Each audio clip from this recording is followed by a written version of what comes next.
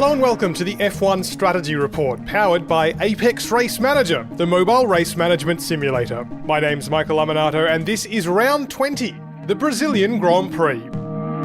Lewis Hamilton led Mercedes to a fifth Constructors' Championship with victory in Brazil, but he was lucky to take the top step in another problematic race for the Silver Arrows. Max Verstappen easily had the Briton covered, but an errant Esteban Ocon crashed into him past half distance, relegating the Dutchman to a very unhappy second place. To discuss how Mercedes lucked into Brazilian victory, I'm joined by Fernando Campos from podcast Fernando is Faster Than You. Fernando, how are you doing? I'm great. Hello, Michael. Hello, everyone. It's always an honor to be here and also an honor to be talking about my home race and a great experience to be in Interlagos. We have a lot of stories to talk about and I hope you guys like it. It was a big weekend as well. I mean, this is the first time in so many years there hasn't been a Brazilian driver at the Brazilian Grand Prix or in Formula One in general. There were plenty of ex-Brazilian drivers walking around, but it didn't seem to really dampen the enthusiasm of the audience at all at this weekend. Yeah, I was impressed because we had all these things going against the race. Of course, we don't have a Brazilian driver for the first time, nor Felipe Massa retirement, which is new. We had that twice. 2 in a row, yes.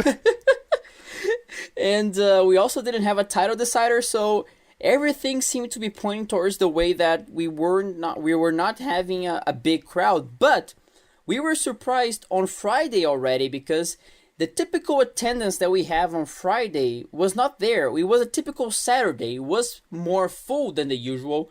And Saturday was already looking like a Sunday. So we had a big attendance, the biggest attendance in Interlagos since 2011.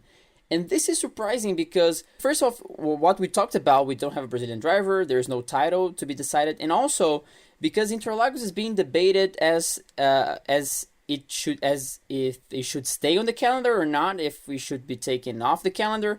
And so this was a good surprise to have, and it points us to a good direction about maintaining Interlagos on the calendar, because of course it's one thing to remove not so historical tracks. Now, if you talk about removing Suzuka or Silverstone or Interlagos, it's a different ball game. And having this sort of number and having this sort of reaction from the crowd is already special. And I feel optimistic about the future of Interlagos. I would hope that they maintain it because it's such a mythological place. It's such a historical place that you cannot lose it just because, quote unquote, just because of money. And this is a big decision for the sports bosses over the next year, really, because, well, some of the tracks you mentioned, Silverstone being one of them, also without a contract for the next couple of years, and also comes on the weekend that it was announced it will be going to Vietnam in 2020. So possibly a shift of priorities. We don't know how it'll be played, but we will find out in the next, presumably, 12 months, although you never can predict Formula One. But looking at the race itself, we've got this really interesting situation where the championship was wrapped up early. The Drivers' Championship was wrapped up 2 weeks ago in Mexico. The Constructors' title was decided in Brazil in favour of Mercedes, which was to the surprise of nobody, really. But despite the fact that everything was wrapped up so quickly and so much in Mercedes' favour, the gap that Ferrari had to the leaders in sort of the middle part of the season where everything was decided has disappeared again, and Ferrari's become really quite competitive and Mercedes has dropped off a little bit. And we ended up with another one of those classic races we had near the start of the year where no one was sure who was going to win it. The context in particular being in the last two races, Mercedes has had terrible tyre wear. They've just not been able to use the car at all. And we saw sort of similar things, similar signs emerging during practice on Friday and throughout the weekend again, really, for Mercedes and Hamilton, that they weren't going to have it all their own way. Yeah, and it was quite surprising for us during the race, of course. The first sign of surprise was Ferrari's strategy on Saturday, because the sky was really dark, and by the end of Q1 we started to get some raindrops, and we thought it was going to start to rain. The thing is, we have like a big group of 30 to 40 people that watch the race with us over there on Interlagos, the usual, like a group of friends. And a friend of mine has been going to Interlagos for the last 20 years or so, so he is quite experienced in Interlagos. When we started to get these raindrops, I can say that like 80% of the crowd close to me started to put the raincoats on to protect themselves, and I was just watching this friend. It's like Ferrari trying to mirror Mercedes' strategy. If he puts his raincoat on, I will put mine on. He didn't. I was looking at him. The raindrops started to get stronger, and he didn't. he ended up being right, and we knew that if it didn't rain on Saturday, it wasn't going to rain on Sunday because the sky was much more darker on Saturday, and we just got some raindrops, and Leclerc managed to get that magical lap at the end of quali. But it mixed their strategy up. Ferrari almost messed them up, but they ended up starting the race on yellows, which was a good advantage for them. And Mercedes stopped really early on Sunday. We were surprised by it because when they stopped, of course, when you are on the racetrack, you are kind of in the dark because you don't have as many updates as you have when you're watching on TV. So you can pretty much watch the cars go around and trying to get some information here and there, but you don't have the slow-mo closes on the tires of Lewis Hamilton, seeing the blisters all around.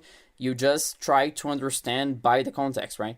And when Mercedes stopped early, we thought, okay, Red Bull will go 3 or 4 more laps and then that will be it. But no, they ended up going 10 to 20 laps longer than Mercedes, and that almost killed the Mercedes race because we thought they were going to have to stop again, and probably they thought that as well. But Hamilton managed another miracle, let's say, and manage those blisters to get the win and steal the win from Verstappen. Absolutely, steal is the correct word. The blistering in that sense sort of decided how strategy played out. Let's go back to qualifying for a second though, because Ferrari's gamble in Q2 could so easily have gone wrong. In fact, really, when Ferrari did it, because it was Ferrari, you assumed that it would go wrong. I'm shocked that it didn't, to be honest. They all went out at the start, as you said, in Q2 when there was rain falling down on the super soft tyre because no one assumed that there'd be time to set more than one lap. Ferrari went out as well in the super soft, but they did it as a trick. They came in after one lap. They didn't set a time at all to switch to the soft tyre, hoping that no one would have time to follow them. In the end, they were sort of correct. They were able to start on the soft tyre. No one was able to better their super soft lap on the soft tyre because, of course, the soft is a step harder. But it did almost go wrong for Ferrari for a completely different reason. Sebastian Vettel and the Weybridge incident. One of 2 Weybridge incidents in one weekend. I've never talked about the Weybridge before in my entire time following Formula One. A moment of, can we say, mental weakness for Sebastian Vettel in a season that we've characterised by snaps in Vettel's mind at key moments. But then again, it's not as if there was much pressure on him considering the championship's over. So just a strange glimpse into his thought patterns during qualifying. It was funny because during quali, we were starting to feel those raindrops coming, and we saw both Ferraris coming in at the start of Q2. The general reaction was exactly that. Let's watch Ferrari screw things up again because they are bottling it once again. But then they got a break. Let's say they caught a break because that was sheer luck. The rain was starting to come down, and that was sheer luck for them. Good for them, of course. You need a little bit of luck to be successful as well. That's not taking there's not taking that away from them. However, the Weybridge incident is so funny because the Weybridge is sort of a geeky thing of Formula One. Only the biggest fans know what the Weybridge is, and because we can see the Weybridge from our standpoint over there in Interlagos, I had to explain what the Weybridge was to a friend of mine. And it was quite ironic to see that becoming such a big deal at the end of the day. And it's exactly what you said, and I'd say it's the biggest mental snap he had this year. Because on the last ones he still had the excuse of, okay, I'm battling Hamilton for the championship, and I have to get everything perfect. And he ended up making a mistake. Okay, he was pressurized, he got nervous, he lost it. Now, on this race, he had nothing to lose. He simply snapped, like you said. And it's such a little thing. Like, of course, it's not the best thing to get stopped in the middle of quali when you're trying to get a pole lap, when you're trying to change your tires and go for a flying lap. But still, it's protocol. It's much easier to follow it. Stop. Don't hit the cone. Just stop your car. Turn it off. Just wait and leave it. However, he simply snapped. It's like I have a funny trend on Twitter that every time Vettel snaps in a way, I put the flag of the race beside it and I explain it like he hit Ricardo, he hit Hamilton. I don't know. I was expecting to put the Brazilian flag and just write Weybridge. That would be the pinnacle of the snaps and it's one more case of Vettel needing a break and needing vacation to come back stronger in 2019. I hope this is put in the past during the break and he comes back stronger. He needs that mental strength to battle with Hamilton, because we know Hamilton is one of the best drivers of all time, and he can't win simply by driving a Ferrari. He needs to be strong as well. Or by skipping the weighbridge. You can't win by doing that either. It did pay off for them. Well, it sort of paid off for them. Everyone thought it was going to pay off for them because they had the opportunity to start on the soft tyre. And after there was so much blistering on Friday, particularly for Mercedes, everyone assumed that starting on this tyre, which could run substantially longer than the super soft, allow you to easily one-stop this race, would have been a huge advantage. And Vettel qualified second, it has to be said as well. So alongside Hamilton, once they got off the line well, if they were able to do so, this race should have been Ferraris. That's what everyone was saying. That's what Toto Wolff from Mercedes said. Obviously, that didn't end up being the case. There were some mitigating factors for it. One of them was, we saw at the very beginning of the formation lap, in fact, that even from the start of the race, Vettel had a bit of a hampered car. He had a sensor problem relating to his start. It meant he was actually quite slow in this race. He had to let Kimi Raikkonen by twice, which never happened. So already there was no hope for him. But more importantly, and we've seen this in so many races this year, the tyre wear people expect in the race based on practice never actually happens, does it? Tyre wear, and I think Pirelli's admitted this, is normally about 50% better in the race. So the soft tyre wasn't really much of an advantage at all after all. Yeah, and I mean, it was interesting to see Ferrari even running a bluff at the beginning of the race before Mercedes had stopped. Ferrari went, they got ready for a pit stop, then they came back. I looked to a friend of mine and said, wait, they're running softs. Mm-hmm. Why are they bluffing now? And after Mercedes stopped so early, we thought the advantage would be Ferraris, and we were expecting Red Bull to stop early as well. And Ferrari was playing the weather card as well. Mm-hmm. Of course, for us in the crowd, like we talked about, we knew that it was not going to rain on Sunday, because apart from the fact that the sky was really dark on Saturday, Sunday morning was a true scorcher. It was funny. I posted a picture on Instagram and on Twitter of my girlfriend and I. And it's funny because we have a picture on Saturday morning, all covered, wearing jackets and pants and so on. But on Saturday afternoon, we are wearing t-shirts, shorts, sunglasses, caps. It looks like 2 different days, even by the environment. And that shows how Interlagos changes so dramatically. And Ferrari was playing this card. Sunday morning was a true scorcher. Everyone was struggling on the stands because we don't have a roof over where we are. We are in front of pit entry, right in the almost in the straight. Mm-hmm. So it's a very fast section of the race, but we don't have a roof where we are, and it was really hot for us. But we were not expecting rain. Some people were. And if it rained, Ferrari would be in advantage over there, and Mercedes would be very hindered after they stopped so early, but it didn't. And the advantage went right over to Red Bull, who managed their tires quite well. They managed to go longer than they should. Ricciardo almost got a podium because of that. I believe that if the race had 2 or 3 more laps, Ricciardo would be doing a shoey in Brazil, but that didn't happen. And of course, Ferrari couldn't capitalize on a great strategy. We have to give that to them, to give this credit to them. This was a great strategy for once.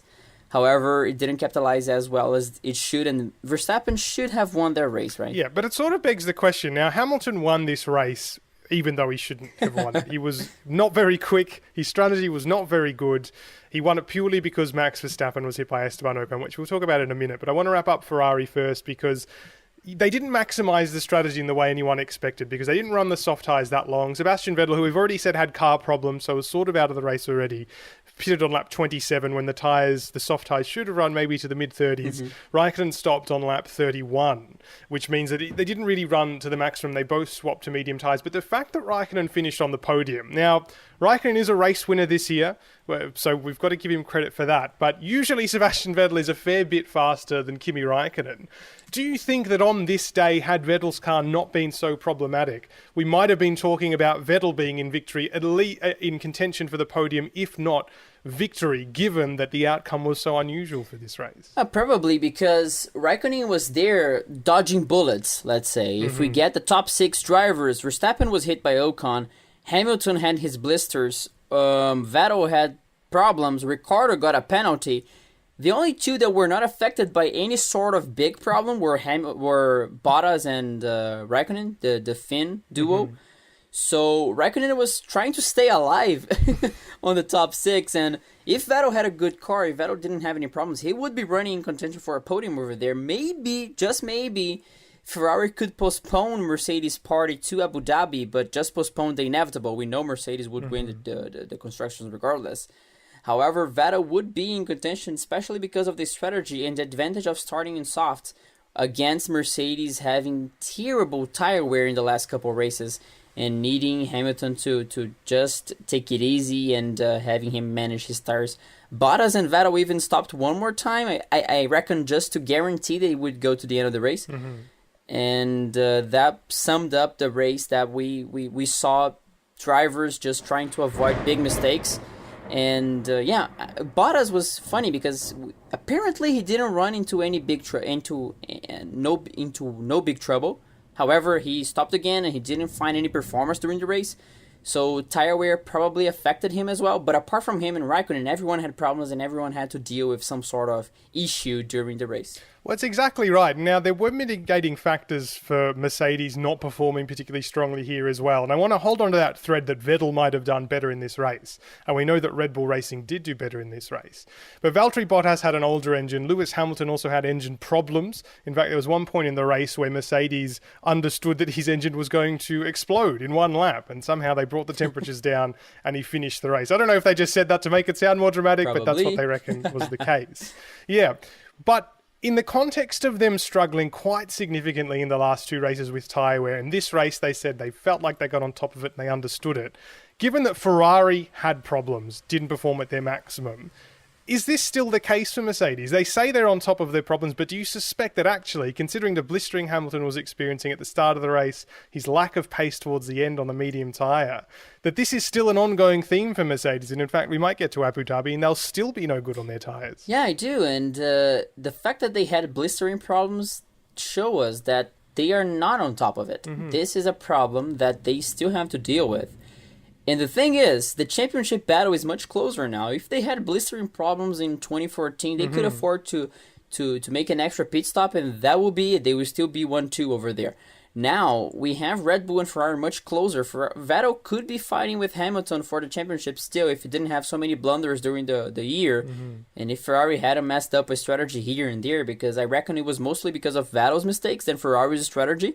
Much more for Vettel than Ferrari, really. Mm-hmm. And so I don't see Mercedes having such a big advantage now. They had a big advantage in the beginning of the V6 era, but now they are not as far from the rest of the pack as they were. And this is a problem that worried them. They can't be 100% honest about it because this would give some sort of psychological advantage for the rest of the field. And they have to pretend at least to be on top of their game, to be solving those problems, even though we see a different story on the track. If they were on top of the game, Hamilton wouldn't be stopping so early, and Bottas wouldn't be stopping twice in a race that he should be stopping only once. And so Mercedes also caught a break when Vettel had so many problems in the mid part of the season, because they had an easier time. Let's say they still had problems, but it was not so. It was not a moment that was so pressure. It was so filled with pressure for them. Now they have the break to try to figure out what happened this year that made them have this big of a problem. And I honestly don't know how the scenario next year will be, especially because we have Red Bull turning to Honda. We all expect something, but we know that it's not so optimistic for them now. And it would be interesting to see Ferrari, Mercedes, and Red Bull close. It's funny because at this part of the season, every team seems to feel like they can say whatever they want, and they won't have they won't have to pay for it, because we have Force India saying that they will fight for third. We have Renault say that they will fight for podiums, and they haven't found a way to do this in their history. And I don't see this happening next year, but who knows? Maybe this changes will affect them. And I don't see Mercedes having such a big advantage next year. We can see a big battle if they don't figure out these changes tire-wise next year. We will have compound changes, of course, and let's see if Mercedes know how to deal with the new Pirelli tires for 2019 as well. Some construction changes as well. Thinner treads actually was announced this weekend by Pirelli, which theoretically would benefit Mercedes, but of course it's impossible to say before they actually get their hands on them for next year. So if we say at the end of this Brazilian Grand Prix that Ferrari underperformed, they had some car troubles and didn't really get the most out of their tyres, maybe because Kimi Raikkonen was their lead driver. Don't want to cast aspersions, but that's usually been the case. Mercedes also struggling with tyre wear quite significantly. Bottas again struggled more than Lewis Hamilton, even though Hamilton's engine was about to explode apparently. The only team that really did really quite well was Red Bull Racing. And when I say really well, I do mean really well, because they took those super soft tyres that weren't meant to last any time really, meant to last maybe 15 to 20 laps, to laps 35 in Verstappen's case, and for Ricciardo had to do a fair bit of overtaking as well, starting from 11th, as you said, with a penalty, up to lap 39, which allowed them to switch straight to the soft compound tyre rather than the mediums, which was of course faster. Should have won Max Verstappen the race. It was definitely the faster strategy, there's no doubt about this. This was the superior strategy of the Grand Prix. Max Verstappen comfortably in the lead when he had that coming together with Esteban Ocon, not the one in the weighbridge, the one on the track. Ocon was trying to unlap himself, and he received not only a crash and a spin and fell down the order, but a 10-second stop-and-go penalty for his failed efforts. What was your take on that crash? Because it's actually been much more polarizing than I think maybe some people expected. Some people really blamed Ocon at the beginning, and then they felt a bit of sympathy for him, and now some people are even having a go at Max Verstappen, even though the stewards judged him to be completely in the right. I feel like both sides are guilty, but we have a bigger guilt going to one of the sides. I mean, Ocon has all the right to unlap himself, and he should do so if he's faster than the leader. There's no reason for him to slow down simply because he's closer to the leader. He has the right to unlap himself. However, he has to do it safely. I mean, he has to find a way to show that he's going for the move, because of course Max Verstappen is focused ahead, and it's not his first train of thought to think, okay, I'm going to get unlapped now, so Ocon is going to dive on my inside. Now, thinking about Verstappen's side, it's his responsibility to give Ocon space. Ocon didn't do anything crazy right there. He tried to go for a move. He tried to go for a regular overtake, albeit in a, let's say, delicate part of the track, in a delicate way. If you're going to unlap himself, I wouldn't like to be borderline dive bombing, But still, Verstappen has to be alert, and I feel like he forced his way not to let Ocon unlap himself.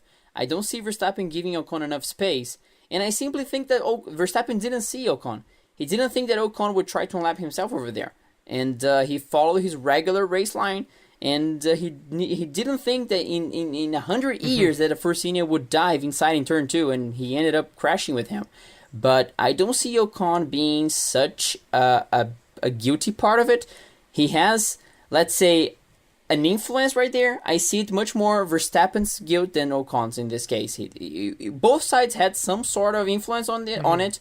But I see Verstappen being the guilty part on it, and the incident on the weighbridge was just, I mean, the tensions were rising over there, but this is not the typical reaction that you usually see, and he ended up getting penalized in a new way. Yeah. I never saw a driver getting 2 days of public service. We saw many different penalties this year, and I thought it was well deserved. Of course, he was angry, he was upset, but that's never the way that you should solve your problems. And Verstappen is not the most popular driver in the paddock. That doesn't go towards his resume. But I see Max being the guilty part in this case. How much do you think, and it's very difficult to say with Max Verstappen because he is so single-minded, isn't he? But then at the start of the year, he was criticised and he did adjust his style. He admitted he stopped overdriving the car, although he said it was because of his dad's advice, not other people. That's what he says. But after the race, obviously he was very angry, and he had fair reason to be angry with Ocon, because as much as he closed the door on him, normally when you unlap yourself, you don't fight to unlap yourself, and that's actually what Charlie Whiting said afterwards. But do you think even a little part of him would be thinking that he had a role in throwing away what should have actually been not only a hard-fought win, given he had to pass a couple of cars at the start of the race, but one that should have been fairly easy in the respect that by half distance, more or less, he had the lead. He was pulling away from Hamilton. Hamilton was nowhere. Should have been a very straightforward victory. When Verstappen started to climb up the field after the start, I thought to myself, I almost told that to my friends, but I thought to myself, hang on a minute. The last time I saw Verstappen trying to overtake the leader in Interlagos, he spun. And this was 2016 when he spun by himself on that storm that hit Interlagos in 2016.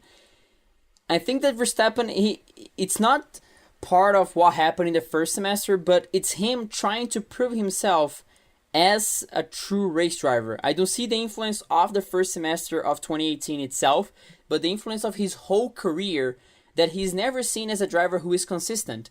And if he could manage to get a win in Mexico, in Brazil, in the trot, like I got 2 wins in the second semester when Mercedes and Ferrari were dominant, and I managed to get these 2 wins myself. It was not because of rain, it was not because of extreme conditions. I overtook them, I had great performance, and I got this win. And he had this opportunity to find this character of a consistent driver and also get payback from what happened in 2016, because that race was his also. And he got one more race taken away from him. This case, we have to admit that it was an incident that is unusual. Of course, I blame him a couple minutes ago, but I can see him thinking that he got one more race taken away from him, and things always happen against him, and people will now say that he's reckless, that he's not a consistent driver, and he is a driver that cannot be seen as a future world champion. He has a lot of pressure going against him since he was 18 years old, simply because of his age at the start, but then he created a fame, and we all know that when a driver creates this fame of a driver who always crashes, it's very, very hard for him to get rid of it. We wouldn't see Maldonado getting rid of it. We wouldn't see Palmer getting rid of it anytime soon. And even though Verstappen is a talented driver, he has unquestionable talent. He is brilliant in some cases. However, he has to find this consistent. And this will be hard for him, difficult for him to get rid of this fame. And I can see the reason why he would be upset. However, it happens, and this reaction simply one more topic that we discussed, that when people say, okay, Verstappen will be a world champion one day. All right, but that, and Brazil 2018.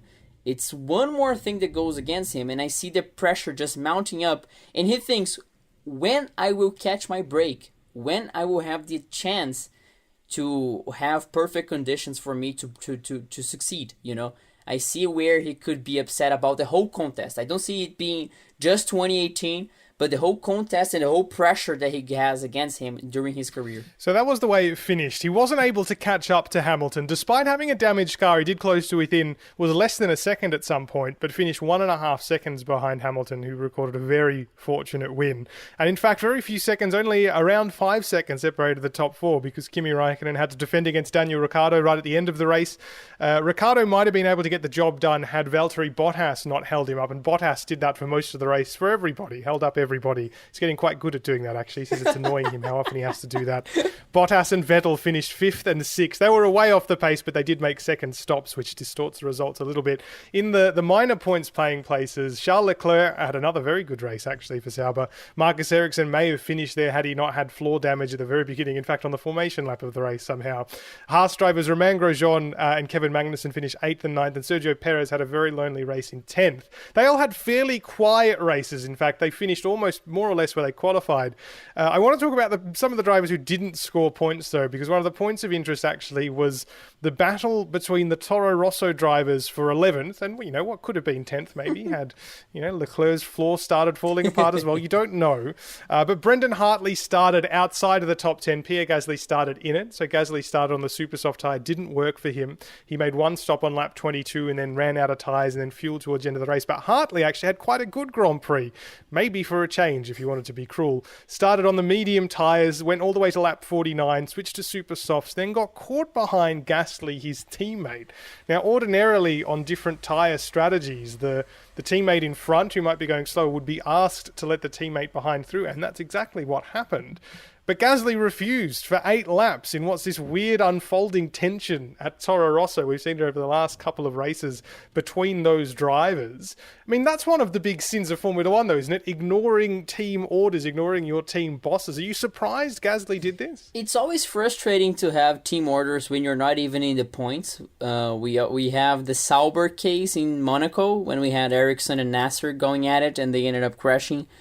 We had a new case now, and it's a case of two drivers having two different periods in their careers. We have Gasly going to Red Bull a little bit. He is a little doubted going to Red Bull in a way that, is he going to be able to fight against Verstappen even, or is he going to be a second driver? Does he have the talent to take Red Bull to the promised land, to take Red Bull to another championship?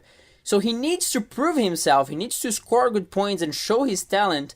And on the other hand, you have Hartley, who doesn't even know if he will be able to maintain his seat. Because right now we have 20 seats in Formula 1 and only 2 haven't been decided yet. One of them being Hartley's seat. Of course, he may still be maintained simply because Toro Rosso doesn't have as many options. However, he needs to prove himself, and we saw Hartley stepping it up in the last few races. He had good results in the quali sessions. He had good results during the race. He scored good points in a couple of races ago. So you have a driver who needs to prove himself to a bigger team, who needs to prove that he is the big deal, the driver who can fight for wins and championships. And on the other hand, you have a driver trying to run for his life, trying to run for a seat in Formula 1, and that can create tension even in 11. So we can understand the whole scenario and the whole contest of this fight and how a 0 points paying position could manage to create such a big fuss down the order. That's just the way it seems to be at Toro Rosso, isn't it? It was a fairly good race for Brendan Hartley, but Toro Rosso has just been so inconsistent this year, haven't they? I mean, this is another situation. They seemed like they did quite well in Mexico. They were optimistic that it was going to carry over to here, and it just didn't work out. And that was Gasly's justification, as you sort of said, when there's no points at stake, why should there be team orders? But sort of the reasoning, and this is probably what Toro Rosso's line would have been, is that you don't know what's going to happen in front of you. I mean, we see this in strategy all the time as well. We said it with, for example, Ferrari was able to run a longer stint because they were worried rain was going to arrive, and maybe that would give them the flexibility to do that. And there was Bottas and Vettel who made their late second stops because had there been a late safety car, maybe because Hartley was going to hit Gasly, who knows, then they would have had this advantage over everybody else because they'd already stopped for new tyres. So is it really an excuse for Gasly to say, well, you know, there were no points at stake when I was asked to let him buy 10 laps from the finish? Because, I mean, you never know what's going to happen, not only in Formula 1, but certainly at the Brazilian Grand Prix. It's not an excuse, but it's one more case of analyzing something outside of a car, outside of a racetrack, in a neutral situation, right? Mm-hmm. If we're here sitting with 2 microphones just debating, well, something could have happened, do you think he should have given his position to Hartley? Of course, we're going to agree and say, yes, he didn't think about it. He was not rational. But he is in a race car going 300 kilometers an hour, trying to defend a position, trying to fight ahead, trying to prove that he's a great driver, trying to do his job, of course. And it can be frustrating. And, of course, it's a very thin line when you disobey team orders. One side, you have Leclerc saying, no, I'll go one more lap on this almost rain that is falling, and he ends up going to Q3, and he's a genius. We treat him as a genius. Like, he didn't obey his team orders, he got to Q3, so he's a brilliant driver. Now, on the other hand, you have Gasly disobeying team orders the same way, trying to follow his guts, let's say. And now we are questioning his decision making. So when you do such a thing, it's a very thin line, but mostly you're just trying to follow your guts in an extreme situation.